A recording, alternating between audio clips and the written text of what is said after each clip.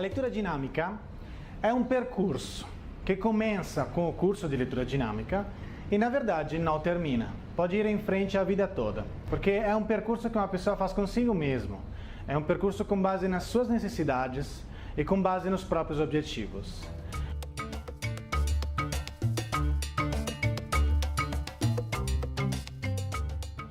O objetivo em si do curso de leitura dinâmica que eu falo é de pelo menos duplicar a leitura. Duplicar a leitura em que sentido? Em qual fator? Em qual elemento? Na velocidade? Na compreensão? Na verdade não, no rendimento. E o que é o rendimento? O rendimento é algo que põe em relação à velocidade e também a porcentagem de retenção dos conceitos que eram contidos no texto lido. Okay? Vamos ver juntos esses valores então. A velocidade de leitura é medida através da sigla ppm, ou seja, palavras por minuto. É a mesma coisa que quilômetros por hora, ok? Número de palavras do texto, que é medido, é contado, e com o cronômetro vamos ver a velocidade demorada. Desse jeito tem uma fórmula que permite de fazer sair com um valor que é o nosso ppm, palavras por minuto, ok?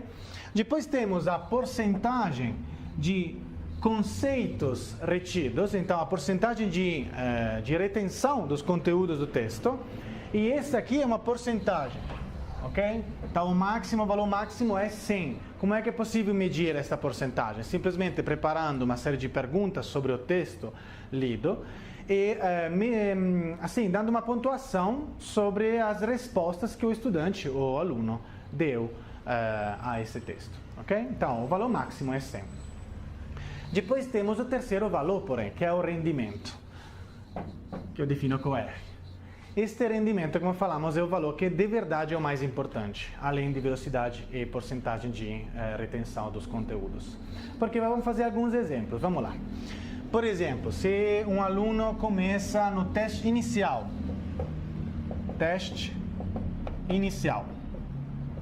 com, por exemplo, vamos pegar um valor de 200 palavras por minuto.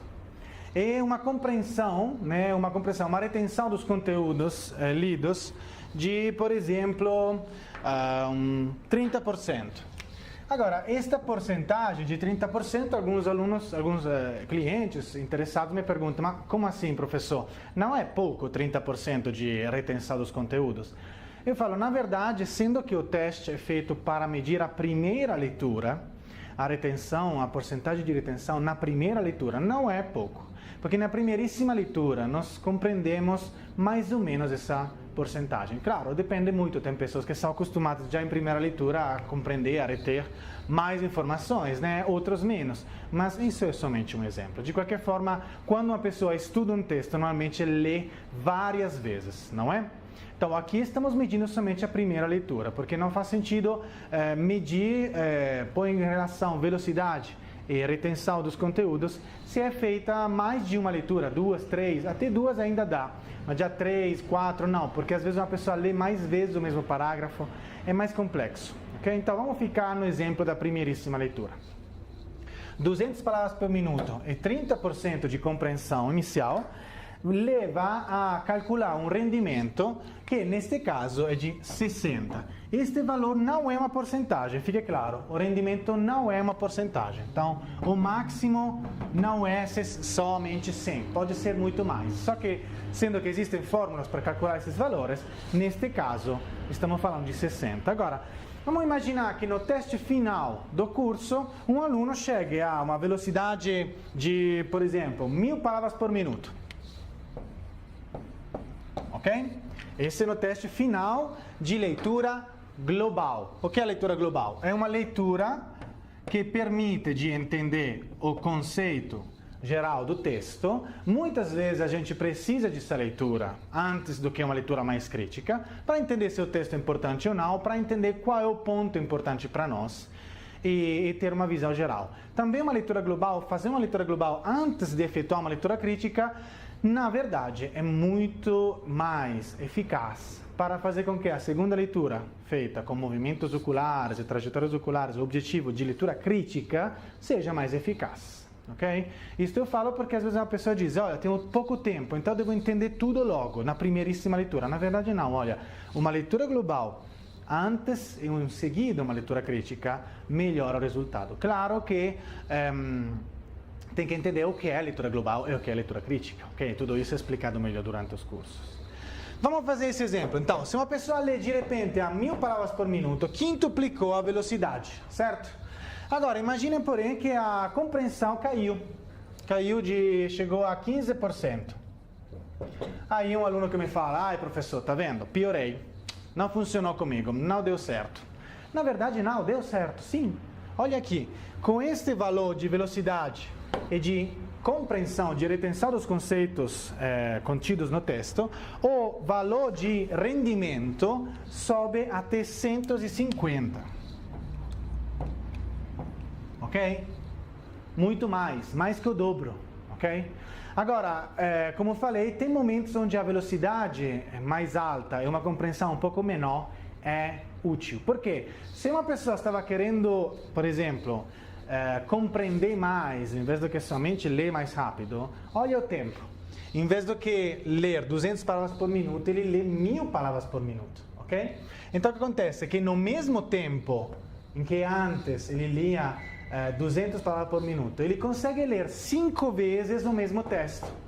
Se ele lê 5 vezes o mesmo texto, volta a ser uma velocidade de 200 palavras por minuto, porque ele leu 5 vezes mais palavras, né? Mas se eu leio 5 vezes o mesmo texto, obviamente a compreensão sobe muito mais do que 15%, concordam? Beleza, então isso é sempre medido na primeira leitura, ok? Agora, neste caso, fazendo as contas, sai um 150 de rendimento. Vamos ver agora um exemplo onde eu posso aplicar a leitura crítica, por exemplo.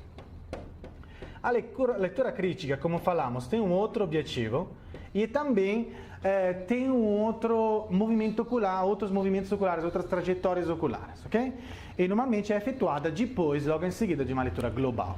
Agora, vamos fazer um exemplo aqui de 600 palavras por minuto de leitura crítica, uma compreensão, uma porcentagem de retenção dos conteúdos que pode ser, por exemplo, dos 50%, e um rendimento, portanto, de 300, o valor se torna 300. Ou seja, desta maneira, eu cheguei a quintuplicar o rendimento inicial. Ok? E na leitura crítica eu consigo ter uma retenção das informações tão alta, porque pode ser que eu tenha feito também uma leitura global antes. Leitura global com o mínimo de informações necessárias para ser retidas. Ok? Pode ser que eu faça uma leitura global de 1000 palavras por minuto, com 15% de compreensão, de retenção, e depois efetuo aquela crítica mais lenta, né? Ainda mais rápida, sempre mais rápida do que o teste inicial. Mais lenta do que a leitura global, mas com uma retenção das informações dos conteúdos muito maior, ok? Seria interessante também calcular um outro valor, né, que é a relação entre a soma das duas leituras, tanto a global quanto a crítica. Então, calcular no final a compreensão final, né, e qual é o rendimento das duas leituras em conjunto, e depois comparar com o teste inicial. Agora, se todo esse discurso de valores, fórmulas, indicadores, etc., confundiu um pouco as suas ideias, não se preocupe. Okay? É normal, porque no início uma pessoa não é acostumada a fazer reflexão sobre os componentes da leitura. Mas pode ficar tranquilo que durante o curso tudo isso é explicado direitinho, vai ser vivido e medido. Eu estou aqui também para ajudar nos cálculos, obviamente. O que conta é se perguntar qual é o teu objetivo de leitura.